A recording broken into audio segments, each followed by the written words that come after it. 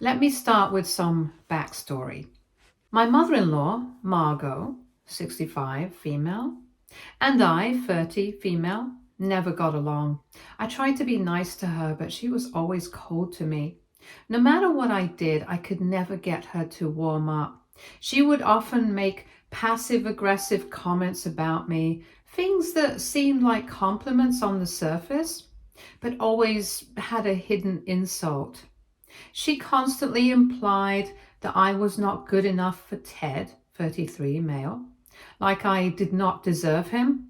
It felt like no matter how hard I tried, I could not meet her standards. What really hurt was how much she compared me to Maggie, 40, female, her daughter. Every chance she got, she praised Maggie and acted like she was the perfect one. I was always the one who fell short.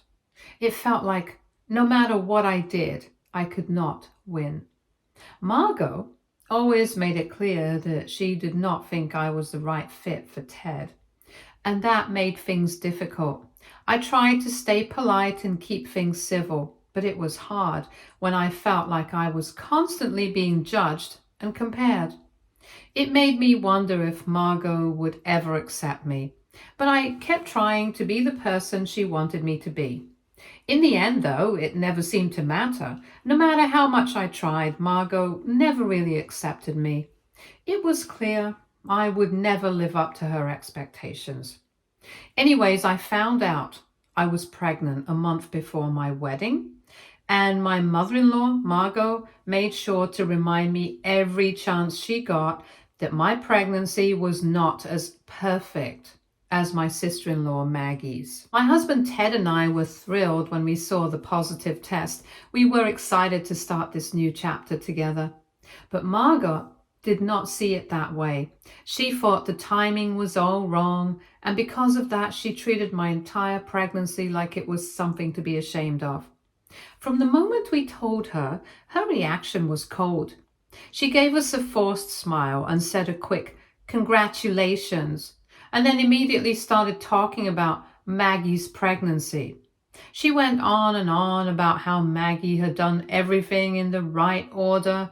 According to Margot, Maggie had the perfect timeline: marriage first, then a couple of years to settle down, and finally a well-planned pregnancy. Since my pregnancy did not follow that same plan, Margot clearly thought it was not as special. Margot loved talking about how easy Maggie's pregnancy was. She said Maggie never had morning sickness, never complained, and never looked bloated or puffy. Meanwhile, I was struggling with nausea, exhaustion, and all the normal pregnancy symptoms. Anytime I mentioned feeling sick, Margot would shake her head and say, "Maggie just powered through without any trouble." If I took a break because I was feeling tired, Margot would remind me that Maggie never needed extra rest.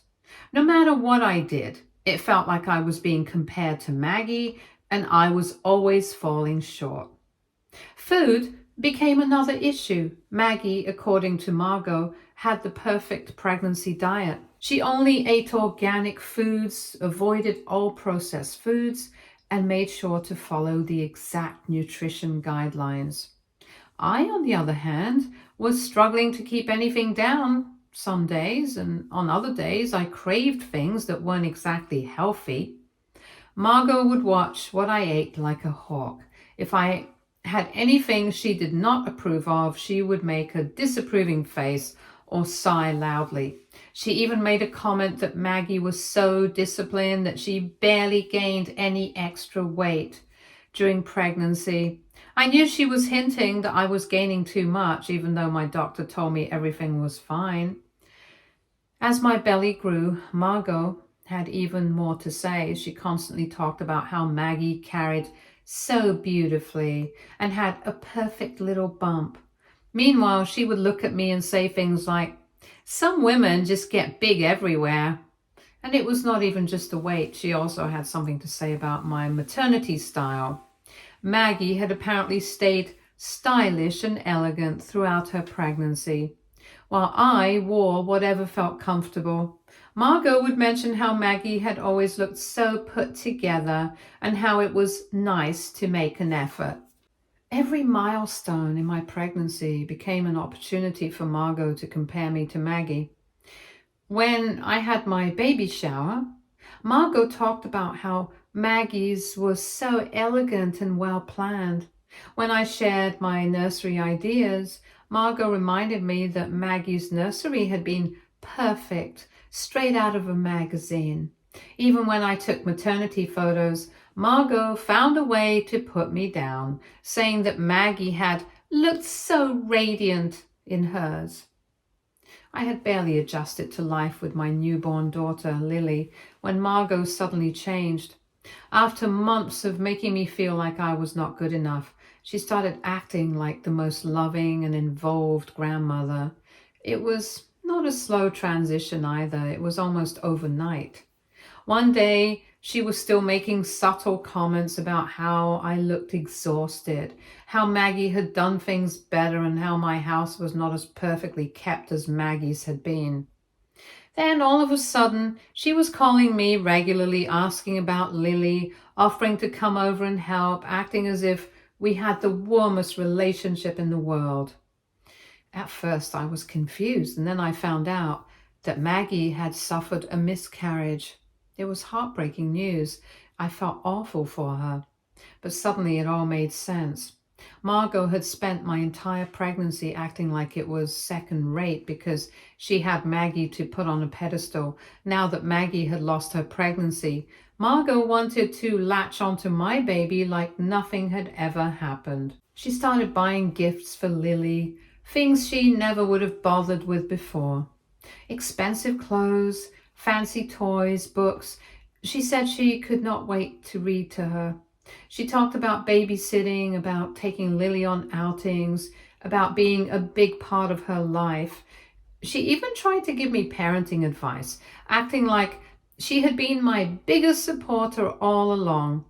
The same woman who had spent 9 months belittling my experience now wanted to play the role of the perfect grandmother. I could not just forget everything she had said. Every time she held Lily and smiled down at her, I thought about how she had dismissed my pregnancy. She had compared every moment to Maggie's, making me feel like I was never enough. How she had rolled her eyes when I said I was tired, made passive-aggressive comments about my weight, and constantly reminded me that Maggie had done it all better. Now she wanted to act like she had always been excited for Lily's arrival, like she had never been cold or dismissive. It was not just that she wanted to be involved, it was the way she did it. She acted like she had a right to Lily, like she was entitled to be a major part of her life. She started dropping by unannounced, insisting she just wanted to help. She would pick Lily up without asking, talk about all the ways she would spoil her, and even call herself Lily's favorite grandma. It felt like she was trying to insert herself into my child's life without acknowledging the way she had treated me for months. I tried to be polite at first. I accepted the gifts, let her visit, let her hold Lily, but the more she acted like she had always been the most loving mother-in-law, the more it made my stomach turn. She never apologized, never acknowledged how she had made me feel. It was like she had completely erased the past and rewritten the story to make herself look like the devoted grandmother who had been thrilled about Lily all along. Then she started talking about Maggie's loss in a way that made me even more uncomfortable. She would sigh dramatically and say how much she had been looking forward to another grandchild, how heartbroken she was, how unfair it was. But there was always an undertone to it, like she was implying that Lily was her replacement grandchild. Like now that Maggie was not having a baby, she needed to be even more involved with mine. She even made comments about how lucky she was to have Lily, how Lily could bring the family joy after such a sad time. It felt wrong. Lily was not a consolation prize. She was not a stand-in for the grandchild Margot lost. She was my daughter, and I was not comfortable with the way Margot was treating her, as if she was suddenly the center of her world just because Maggie's pregnancy hadn't worked out. I started distancing myself. I stopped answering Margot's calls as often. I made excuses when she wanted to visit. I avoided letting her have alone time with Lily because I could not shake the feeling that she was trying to claim a role she hadn't earned. She noticed, of course, and she started making passive-aggressive comments, asking why I did not seem as eager to let her be involved. She would bring up things like, a grandmother should be able to see her granddaughter often, or families should be close, especially after everything that's happened. Ted did not see the full extent of what was happening. He was just relieved that his mom was finally being warm and involved. He knew she had been dismissive during my pregnancy, but he was willing to brush it off now that she was acting differently. He said she was grieving Maggie's loss and that maybe I should try to be more understanding, but I could not. I could not ignore the way she had treated me for months. I could not forget how she had acted like my pregnancy was second rate. And I could not accept the way she suddenly wanted to be Lily's number one grandmother just because things hadn't gone the way she expected with Maggie. Now I feel stuck. Margot is pushing harder and harder to be a big part of Lily's life. She's acting like she was always supportive and loving. She refuses to acknowledge how she treated me before, and Ted doesn't fully see why this bothers me so much. I feel guilty for pulling back, especially knowing that she is grieving Maggie's loss, but I also feel like she doesn't deserve to pretend like nothing happened. So AITA for not letting my mother-in-law play grandma with my baby after she spent my entire pregnancy making me feel inferior. Update 1. For months, Margot tried to be very involved in our lives. At first, I was exhausted all the time, so I let it slide. She was helping with Lily, and in some ways it felt like a win for me. Having an extra pair of hands around made things easier, and I figured if she wanted to play grandma so badly, I could at least use the help. At first it was small things. She would come over every other day, bringing gifts for Lily, offering to feed her, and making comments about how poor thing must be struggling with a first-time mother. I was too tired to care. She was helping, and even though I did not love her constant comments about how Maggie would have been the perfect mother, I ignored them. Ted was busy with work, I was exhausted, and if Margot wanted to do diaper duty, who was I to complain? Then her visits became more frequent. Every single day, sometimes twice a day, she would just let herself in, plop down in our living room, and start taking over. She told me she was only trying to help, but I noticed she was slowly taking over everything. If I were holding Lily, she'd come and take her from my arms. If I were about to feed her, Margot would say she'd do it. She acted like she was the mother and I was just there. Then one afternoon, Margot said something that made my stomach drop. Out of nowhere, she told me that the only way Lily would turn out functional was if she moved in with us and raised Lily herself. I was so shocked. I just stood there for a second. When I finally asked her what she meant, she let loose. She started criticizing me, my appearance, my house, the way I handled Lily. She called me a mess. She said I was ruining my daughter's life just by being her mother. She said that if I were left alone to raise Lily, she would grow up broken, neglected, and damaged. According to Margot, the only solution was for her to take charge and do things the right way. At that moment, I felt my blood turn cold. I knew Margot had never respected me, but I did not realize she thought I was completely incapable of being a mother. I was about to argue back, but then I heard a voice behind me, Ted. He had been home the whole time and had heard everything. I do not think I have ever seen him that angry before. He stepped forward, told Margot that she had crossed every possible line and kicked her out of our house. Margot was furious. She did not just leave, she made a scene. She stood outside our door screaming, crying, banging on it like a mad woman. It was horrifying. I was shaking and we had no choice but to call security to get her to leave. That should have been the end of it, but of course it was not. Margot started blowing up our phones with voicemails and texts. Some of them were angry, calling me names, blaming me for turning Ted against his mother. Others were weirdly emotional, as if she were the victim, saying she only wanted what was best for Lily and that I was heartless for keeping her grandchild away. Then came the worst part, the messages from Ted's extended family. People we had barely spoken to before suddenly had a lot to say. They flooded our phones, taking Margot's side, saying we were cruel for kicking her out and that she was just a loving grandmother, that she was grieving Maggie's miscarriage and we should be more understanding. It did not matter that Margot had insulted me, belittled me, or tried to take over my baby. To them, I was the villain for not letting Margot do whatever she wanted.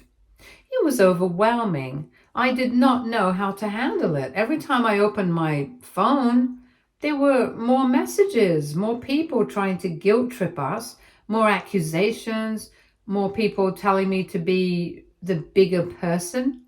Ted told them all to back off, but it did not stop. It felt like Margot had turned her entire family against us, all because we would not let her take control of our daughter. Now, I don't know what's next. Margot has stopped coming to our house, but I do not trust her to stay away forever. She still sends messages, still tries to guilt trip Ted. She hasn't apologized, and I do not think she ever will. In her mind, she's completely justified, and I am just the unreasonable, ungrateful daughter-in-law keeping her from her grandchild. I felt like I should be relieved that she's not in our house every day, but instead I just feel exhausted. I do not want to deal with this anymore. I just want to enjoy being a mom without feeling like I constantly have to fight to be seen as Lily's actual mother. Update 2. After Margot was kicked out of our house, I thought that would be the end of it. I assumed she would eventually get the message, maybe take some time to reflect and then move on. But I was wrong, very, very wrong. For the first few days, things were quiet. It was almost suspiciously calm, but I chose to enjoy the peace instead of overthinking it. Ted and I focused on Lily, trying to get back to normal. I was finally starting to feel a little less exhausted, and Ted was making sure I was taking care of myself. It felt good to just breathe without the constant stress of Margot hovering over us. Then the messages started coming in. At first, they were just from Margot. Long emotional texts about how she did not mean what she said, how she was just worried about Lily, how she was only trying to help. She left dozens of voicemails, her voice shaky and full of fake regret. She never once acknowledged what she actually said to me. Never apologized for calling me an unfit mother. Never mentioned how she tried to insert herself into our lives like she had a right to raise my daughter. Ted and I ignored her. We knew if we gave her even an inch, she'd take it as permission to push her way back in. But Margot was not the kind of person to accept being ignored. Ted's relatives continued texting us. People we had barely spoken to in years were suddenly messaging us, demanding to know why we were treating Margot so cruelly. They were completely on her side, telling us that she was heartbroken, that she had done nothing wrong, that we were punishing her for wanting to be a good grandmother. I was stunned. This woman had insulted me in my own home, tried to take over my role as a mother, and now she was playing the victim. It was like a coordinated attack. The messages came non-stop. Some were guilt-tripping, telling us we were tearing the family apart. Others were straight up nasty, calling me controlling, manipulative, and even accusing me of turning Ted against his mother. They ignored everything Margot had actually done and made it seem like I was the villain in this situation. The social media posts started soon after that. Margot began writing these dramatic, heart-wrenching paragraphs about how she was being kept away from her grandchild. She never mentioned why. She never talked about what she had said to me. Instead, she painted herself as this loving grandmother who had been cruelly cut out of her family's life for no reason. And of course, people believed her. Strangers started commenting things like, "No grandmother deserves this," and "Your son and his wife are heartless." Some even sent me direct messages calling me names, telling me I was a terrible person. Then Margot took things a step further. She contacted my lawyers. I still do not know how she got their number, but she called them crying and telling them everything, but only her version. My parents had never really gotten involved in my issues with Margot, but now they were calling me, telling me to be the bigger person. They told me that even though Margot had hurt me, she was still family and I should find it in my heart to forgive her. I was furious. I told them everything, the real story. I told them how she had shown up every single day, how she had insulted me, how she tried to claim I was not capable of raising my children. My mom was shocked, but still she kept saying, maybe she did not mean it like that. I shut that down quickly. Margot meant every single word. When Margot realized we weren't giving in, she started showing up everywhere. If I went to the grocery store, she'd be there, just standing a few aisles away. If I took Lily for a walk at the park, Margot would be sitting on a bench watching us. She never approached, never spoke to me, but she made sure I saw her. It was unsettling. It was not just a coincidence. She was doing this on purpose. Ted was furious when I told him, and we started keeping records of every unwanted visit, every message, every voicemail. We talked to a lawyer about getting a restraining order, but since she hadn't actually threatened us, we were told it would be difficult. Then one afternoon, Margot showed up at our house again. But this time, she was not screaming or crying. She was not banging on the door. Instead, she stood there, calm and collected, holding a folder in her hands. When Ted opened the door, she handed it to him and walked away. Inside were legal documents Margot had filed for grandparents' rights. She was actually trying to take us to court to get legally mandated visitation with Lily. After everything she had done, after all the boundaries she had crossed, she still believed she had the right to be in Lily's life. I felt sick. I had heard of situations like this before, but I never thought it would happen to me. I never thought I would have to fight to keep someone like Margot away from my daughter. Ted and I wasted no time in getting a lawyer and preparing for what was coming. But now, with all this happening, I can't help but wonder, are we overreacting? I mean, she's gone too far. That much is clear. But now that legal action is involved, part of me wonders if there was any other way we could have handled this. If we had responded differently, would she have backed off, or would it have escalated no matter what? Update 3. After receiving the legal documents, Ted and I immediately contacted our lawyer. We were advised to document everything, every unwanted visit, every message, every interaction that showed Margot's erratic and manipulative behavior. It felt surreal that we had to go through all this just to keep our daughter safe. Margot, of course, did not stop there. Once she realized we were fighting back, she started ramping up her tactics. She sent more messages, but now they were laced with veiled threats. She accused us of keeping her grandchild prisoner and warned that she would never stop fighting for her rights. She even tried sending gifts for Lily, which we refused.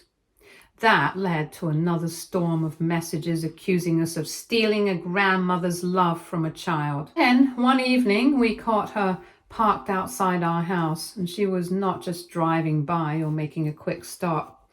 She was sitting there in her car, staring at our home. I saw her from the living room window and froze. I was not sure what she was planning, but it felt like something had shifted. This was not just about access to Lily anymore. This was about control, about power, about Margot refusing to accept that she did not own our family. Ted had had enough. He went outside and confronted her, telling her to leave before he called the police. Margot sat there smiling, not saying a word. It was terrifying. Eventually, she drove off, but we knew it was not over. The next morning, we found a letter slipped under our door. It was not an apology, not even a plea. It was a demand. She wrote that we needed to stop this nonsense and that she would not allow her grandchild to be taken from her. At this point, we escalated things legally. Our lawyer filed a restraining order request and we started looking into extra security for our home. We installed cameras and made sure everything was locked up tightly. It was exhausting and emotionally draining, but we had to do it. The court date for the grandparents' rights case finally arrived. Margot came in looking disheveled but smug, as if she had already won. Her argument was simple. She was an involved grandmother who had been unfairly cut off. And it was in Lily's best interest to have her in her life. She painted herself as the victim, acting as though she had done nothing but love us. We, however, had evidence. We presented the texts, the voicemails, the photos of her parked outside our house, and the letter. We showed how she had crossed every boundary, how she had insulted and belittled me, how she had made it clear that she saw herself as the only one fit to raise Lily. The judge saw right through her. The restraining order was granted, and her case for visitation was thrown out. Margot did not take it well. As we left the courthouse, she yelled at us, saying we had ruined her life. She accused me of turning Ted against her, of poisoning our family. Ted did not even look at her. He just held my hand and we walked away. For a while, things were quiet again. No more surprise visits, no more phone calls, no more texts. But then we started hearing from other family members. Some of them were furious at us for taking legal action against Margot. They called us cruel, heartless, and ungrateful. They claimed she was just a grieving grandmother who wanted to be part of her grandchild's life. I was sick of it. These people had never stepped in when Margot was harassing us, never called to ask how we were doing, and never offered any support. But now that we had protected our daughter, suddenly they cared? We cut them off without hesitation. If they wanted to believe Margot's sob story, that was on them. We thought Margot might give up after losing in court. Instead, she doubled down. One day, a woman knocked on our door claiming to be a social worker. She said she had received an anonymous report about neglect in our home. I knew immediately it was Margot. The accusations were ridiculous, but we still had to go through the process. It was humiliating to have someone inspect our home, to have to prove that we were fit parents, all because of one bitter woman's vendetta. Luckily, the social worker saw through the false report and closed the case quickly. But the fact that Margot had stooped this low sent chills down my spine. This was not just about her wanting to see Lily. This was about destroying us. After that, Ted and I took even stronger measures. We moved. We did not tell anyone where we were going, only a few trusted friends and close family members. We changed our numbers and we completely erased ourselves from any connection Margot could find. For the first time in what felt like forever, we could breathe. The first few weeks in our new home were filled with relief. No more unexpected knocks on the door, no more late night phone calls, no more paranoia every time I stepped outside. But there was still that lingering fear.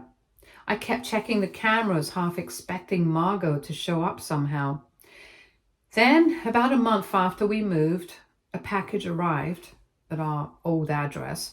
It was forwarded to us, and when we opened it, I felt sick. Inside was a photo album filled with pictures of Lily, pictures I had never taken, pictures that must have been taken from our social media before we went private. Some were even from times Margot had visited. We reported it to the authorities, but there was little they could do. The restraining order kept her from contacting us, but it did not stop her from being obsessed. Ted and I made the difficult decision to go completely off social media. No more updates, no more pictures of Lily online. We stopped posting altogether. We even stopped sharing pictures with extended family just in case someone passed them along to Margot. It was heartbreaking to feel so isolated, but it was necessary. Months have passed now, and we haven't heard from her directly, but every now and then I get this feeling that she's still watching, still waiting for an opportunity, and I do not know if she'll ever truly stop. All I know is that no matter what, we will do whatever it takes to keep our daughter safe. Update 4. Things have been quiet for a few weeks, and we're cautiously hopeful it stays that way. Ted still has his Instagram account, but he deleted all the pictures of Lily. Recently, Ted's sister Maggie reached out to him through a message on Instagram. She said she wanted to check in on us after hearing about what Mom did. Maggie expressed how disgusted and disappointed she felt about Margot's actions and said she understood if we did not want to talk to her, but hoped we were okay. Ted did not respond, but he appreciated the message. It was nice to know that someone in the family understood what we were going through. Margot hasn't done anything recently, and we're hoping that continues. We've been doing our best to stay low-key, keeping our lives as private as possible. No surprise visits or messages have come through, and for now, we're feeling a sense of relief. The restraining order is still in place, and we've been keeping an eye on things, but it's been quieter than before. Ted and I are committed to keeping her safe no matter what. If Margot decides to show up again, we will be ready. But for now, we're taking things day by day, enjoying the quiet and hoping it lasts. Stay tuned for more stories from our girl relationships.